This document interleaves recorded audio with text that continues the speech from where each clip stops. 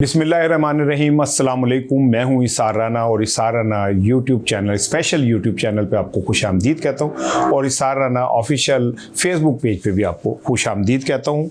आपके लिए ढेरों दुआएं हैं, बड़े दिल से दुआएं हैं पाकिस्तान में रहने वालों के लिए और ख़ास करके पाकिस्तान से बाहर रहने वालों के लिए। तो पाकिस्तानी कुछ दोस्त मेरे कहते हैं जो तुम कल पाकिस्तानी कह दिया करो, मैं कहता हूँ नहीं, जो लोग बाहर हैं उनके आप जज्बात को नहीं समझ सकते। चाहे वो जितने मर्जी सेटल हैं, लेकिन वतन की मट्टी की खुशबू जो है ना उन्हें बहुत तड़पाती है। जब यहाँ पे बसंत होती है, ईद त्यौहार होती है, तो उन पे जो गुजरती होगी आप नहीं सोच सकते। मेरी उनके साथ बहुत मोहब्बत है। सलामत रहें, आबाद रहें। कहते हैं कि आपने दो तीन सुने होंगे कि पुरानी शराब ते नवी बोतल या पुराने शिकारी ते नवे जाल।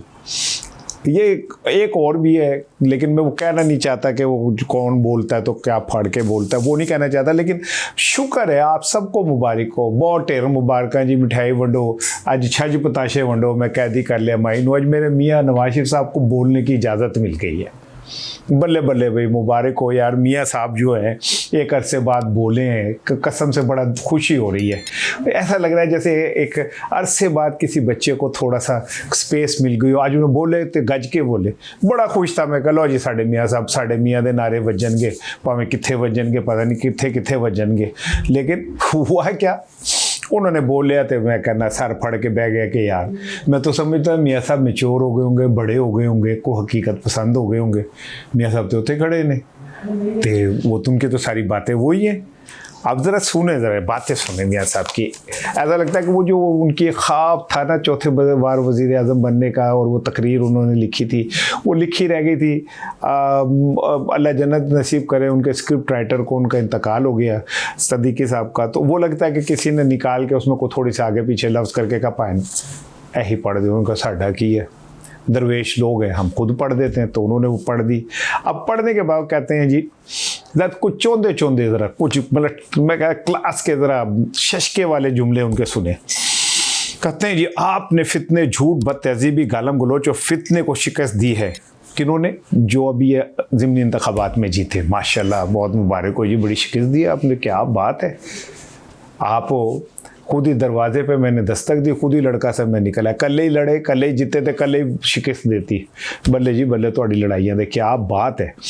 फिर कहते हैं हाँ 2018 और 22 में जो पाकिस्तान में वो इसके जिम्मेदार ये लोग हैं। कौन लोग, कौन बताएं ना भाईजान, कौन लोग हैं? ज़रा हिम्मत तो करो, ज़बान को ज़रा ताकत दे, बोले तो सही कौन लोग हो। ये वही लोग तो नहीं है जिनको आपने लंदन में बैठ के और एक्सटेंशन दी थी, और ये वही लोग तो नहीं है। मियाँ साहब जब आप आ रहे थे तो हाई कमिश्नर ने कहा था मियाँ साहब ये वाली बात कहनी और ये वाली नहीं कहनी। पहले वही लोगों की आप बात कर रहे हैं जिनके साथ मिल के तहरीक अदम एतमाद लाई गई और सिंध हाउस में अरकान असम्बली को टका टोकरी ख़रीदा गया उनके ज़मीरों को, और उनके ज़मीरों पे भी फिटे मुँह कि इतनी सस्ते में बिक गए। उनकी बात कर रहे हैं आप, उन्हीं लोगों की बात कर रहे हैं, उन्हीं उन्हीं लोगों की बात कर रहे हैं जिन्होंने आपको तब पाकिस्तान लैंड कराया जब एक चीफ जस्टिस चला गया और काजी फायज़ तशरीफ़ लाए। उस दिन आपको लैंड कराया कि अब आप सेफ़ हैं, साढ़ा जज आगे वो तड़े लाख चुक के नहीं देखेगा। मेरे ख्याल है वही लोगों की बात कर रहे हैं जिन्होंने आपको थंबनेल एयरपोर्ट पे करवाया, फिर आपके सारे मुकदमात ख़त्म कराए। मेरे ख्याल है आप उन लोगों की, लेकिन आप उनका नाम नहीं ले सकते। उनका नाम जो है ना होठों में ऐसी बात में दबा के चली आई, खुल जाए वही बात तो दुआई दुआई तुसी दुआई पाना नहीं चाहते है ना। चलो कोई गल नहीं मियाँ साहब, मैं को आप कौन सा पहली दफ़ा इस तरह गोल मोल आए बायशाएँ कर रहे। अब तो असी तो तुहाडे मतलब जगह साडा तो अब्बा तुहानू सुनते सुनते फौत हो गया, अल्लाह नू जन्नत नसीब करे, असी बूढ़े हो गए। लेकिन अब ये सौदा चूरन बिकना नहीं मियाँ साहब। ये जो तीसरी नस्ल, चौथी नस्ल और आने वाली नस्ल है ना, वो इमरान खान की है। तो अब आपका ये सौदा बिकने वाला नहीं है मियाँ साहब। आप कहते हैं कि जनाब अली ये जो झूठ, फितना, बदतहजीबी, गालम गलोच, कुछ ज़रा चलें इस पर भी बात कर लें। क्या मोहतरमा बेनज़ीर भुट्टो के जब तस्वीरें फेंकी गई थी तो वो इमरान खान ने फेंकी थी? क्या अब नुसरत भुट्टो के सर पर डंडा मार के 13 टांके लगे थे तो इमरान खान ने डंडा मारा था? नसीम वली ख़ान के हवाले से कि उन्होंने अंडरवेयर वगैरह चोरी की खबरें इमरान ने लगवाई थी। मौलाना समीउल हक को ख़राब करने के लिए मैडम शमीम का स्कैंडल इमरान खान ने बनवाया था। ये डॉक्टर सईद इलाही और हुसैना कानी को किराए पे मकान लेके दिया था कि बेनज़ीर की किरदार कुशी करनी है, वो इमरान खान ने किया था। सब छोड़े, इस्लाम की 1400 साल तारीख में, 1500 साल तारीख में आज तक की इद्दत के ऊपर कोई केस नहीं बना। किसने? इमरान खान ने बनवाया। एक खातून, बापर्दा खातून के मखसूस आयाम के ऊपर प्रोग्राम करवाए, छपवाए गए, अदालतों में डिस्कस हुए। मैं तो उस जज के ऊपर, मुझे वो अल्लाह के सामने जाके, ये अपने घर वालों को क्या फेस करता होगा, वो अपने अहले खाना को कैसे फेस करता होगा। वो इमरान खान ने कराए थे। बुशा बीबी के हवाले से जो गंदा प्रोपेगेंडा किया गया वो इमरान खान ने करवाया था। इमरान खान की अहलिया जमाइमा के ऊपर टाइल चोरी का मुकदमा इमरान खान ने करवाया था। किसने करवाया था मियाँ साहब? ये किसने सारा कुछ किया था? गालम गलोच। कौन स्टेज के ऊपर एक मकबूल तरीन शख्स को कहता था नशेई? वो कौन खातून थी जो कहती थी ये नशेई, ये यूं, ये फितना? ये कौन था? इमरान खान था सर। अब आप सुने, इम्तियाज़ शाहिद साहब हैं, मेरे मोहसिन के साहबजादे, ज़िया शाहिद मरहूम के साहबजादे। मैं आज जो भी सहाफ़त में उसका वो ज़िया शाहिद को क्रेडिट जाता है। अर्ली मेरी सारी ग्रूमिंग ज़िया शाहिद साहब की है, अल्लाह उन्हें जन्नत में आला दर्जात थे। इम्तियाज़ शाहिद साहब उनके साहबजादे हैं और रोज़नामा ख़बरें के चीफ एडिटर है। आज उनकी एक स्टोरी है कि नवाज शरीफ को चौथी बार लॉन्च करने की कोशिश हो रही है और उन्हें वज़ीर आज़म बनाने की ट्राई हो रही है। अब इस खबर की सेहत के हवाले से तो आने वाला वक्त बताएगा। इम्तियाज़ शाहिद साहब बहुत सीजनल सहाफ़ी हैं, एक अखबार के मालिक हैं, एक अरसे से जर्नलिज्म कर रहे हैं और जो खबर देते हैं वो हमें हवाओं में नहीं देते। उन्हें कोई शौक़ नहीं है अपने नाम को करने का या कोई बड़ा छक्का मारने का। इम्तियाज़ शाहिद साहब जब भी कोई खबर देते हैं उसके पीछे कोई ना कोई ठोस सॉलिड एविडेंस ज़रूर होता है। अब अगर इस बात को मिलाएं कि नवाज शरीफ साहब लंदन गए, पहले भी लंदन गए थे तो बाजवा को एक्सटेंशन दी थी, अब भी लंदन गए हैं, अब आए हैं तो उन्हें बोलने की इजाज़त भी मिल गई है, उनको ज़रा वो भी किया जा रहा है। क्या कोई फिर घड़ियाँ तो नहीं कोई मिल रही। लेकिन मैं आपको एक बात बता दूँ मियाँ साहब, ये मैं बतौर सहाफ़ी मेरी कैलकुलेशन है, पूरा पिंड अब वज़ीर आज़म बन जाएगा मियाँ साहब, तुसी नीचे बंदे ਤੁਹਾਡੇ ਤੇ ਜਿਹੜਾ काटा वजह है ना, वो इस्टेब्लिशमेंट काटा वो हटा भी दे तो अवाम ने जो काटा लगा दिया है ना वो नहीं ख़त्म होता। आप चाहे जितने मर्जी बड़े वो बन जाए, यास्मीन राशिद से नहीं जीत सकते। आप ख़वातीन की उर्मत की बात करते हैं, आपने तो कैंसर ज़्यादा 72+ किस खातून को जेल में बंद किया हुआ है और आप कहते हैं जी इक़्तिदार की सियासत और पता नहीं क्या क्या और क्या क्या। अब आते कहते हैं जी हम खुद फैसले नहीं कर सकते, हमारे फैसले गैरों के हाथ में, और ये फैसले करने इमरान खान ने गैरों के हाथ में दिए। लो जी, ਤੁਹਾਡਾ तो हादसा नहीं निकलिया गल्लां सुन के। यानी कि तुसी अंदाज़ा करो कि जिसने इस मुल्क को IMF के हाथों गिरवी रख दिया। 23 बार पीपल्स पार्टी, मुस्लिम लीग नून और बाकी जमातें जो हैं वो 23 बार IMF के पास गई हैं और उसके बाद अब सूरत हाल है कि IMF प्रैक्टिकली पाकिस्तान की हुक्मरान है। अगर आप ये हुक्मरान अपनी मर्जी से किसी को 1 रुपये का रिलीफ देना चाहें तो नहीं दे सकते जब तक IMF इजाज़त ना दे। आप कह रहे हैं गैर मुल्क के, जब कारगिल की जंग हुई थी तो कौन गया था अमेरिका भागा और जाके उनसे कह रहा था कि हमारी जान छुड़वा दें? इमरान खान गया था।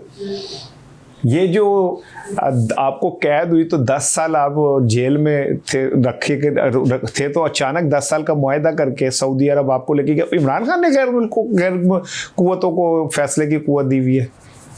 मियाँ साहब जान दो को थोड़ा जा, आप माशाल्लाह उम्र के अब उस हिस्से में अल्लाह आपको सेहत तंदुरुस्ती दे, हम तो भाई दुआ ही दे सकते हैं। मुझे तो उम्मीद थी कि अब आप बोलेंगे तो बड़ा कोई सच्चाई के साथ बोलेंगे। आपने तो जीतने वालों को जो ये ज़िमनी इंतखाबात में आपने तो उन्हें कह दिया कि जी क्या बात है तुम्हारी, आपको ज़रा सा मेरा सब एहसास नहीं हुआ कि आपने एक पार्टी को इस सिस्टम से बाहर निकाल दिया। कल ही आप ही लड़ी जा रहे सो, आप ही जीती जा रहे सो, आप ही भज्जी जा रहे सो, तो कह रहे जब बड़ा फतह का हासिल किया। आप अभी भी आपकी आंखें नहीं खुली मियाँ साहब, हकीकत पसंदी आपके करीब से भी नहीं गुजरी थी। आप अभी भी वहीं पे खड़े हुए 1990 की सियासत में, और लोग आप समझेंगे लो जी लोग की मैं जो कहूँगा लोग की मान लेंगे, लोग नहीं मानेंगे मियाँ साहब। वो एक दादा अपने पोते से कह रहा था कि यार तुम ये 5,000 रुपये लेके गए तो इतना सा पिज़्ज़ा ले आए, हम तो 100 रुपये लेके जाते तो एडा बड़ी पांडे चुक के ले आने से। तो उन्होंने कहा दादा अब ना स्टोरों पे ना कैमरे लग गए, उन्होंने नहीं हो सकता कि आप चीज़ें उठा के ले जाए डाल के तो ले आएंगे भाईजान, अब दुनिया की आंखें खुल गई हैं। मैं सब जरा हो देखो तुसी तुम हो पता नहीं क्यों नहीं कोई दसदा पे, तुसी हूँ तो 1990 के अंदर ही खड़े हुए हो, पक्के पैरी झूठ बोली जा रहे हो मियाँ साहब। आपको अब मेरा ख्याल है कि ज़रा थोड़ा सा चीज़ों को ना, मेरा ख्याल है मियाँ साहब कि आपको इस पे ज़रा गौर करना चाहिए। आप कहते हैं पाकिस्तान टेक ऑफ कर चुका है, लो जी टेक ऑफ सुन लो। वो आज ही रिपोर्ट जारी हुई है कि पाकिस्तान में जो बेरोज़गारी है ना वो 20% पे चली गई है। हालांकि ये भी झूठ है, बेरोज़गारी कम से कम 60% पे गई हुई है। आपको हर दूसरा बंदा बेरोज़गार मिलेगा।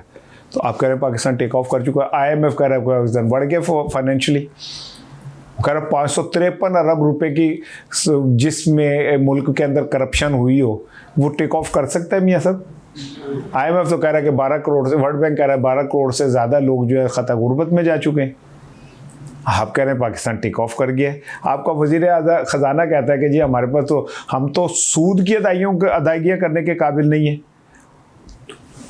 आ गया मियाँ साहब। तो मैं इस तरह की ना वो, मुझे आज बड़ा मैं उदास था, लेकिन यकीन करें मियाँ साहब आपकी आज तकरीर सुन के मेरा हादसा नहीं रुक रहा।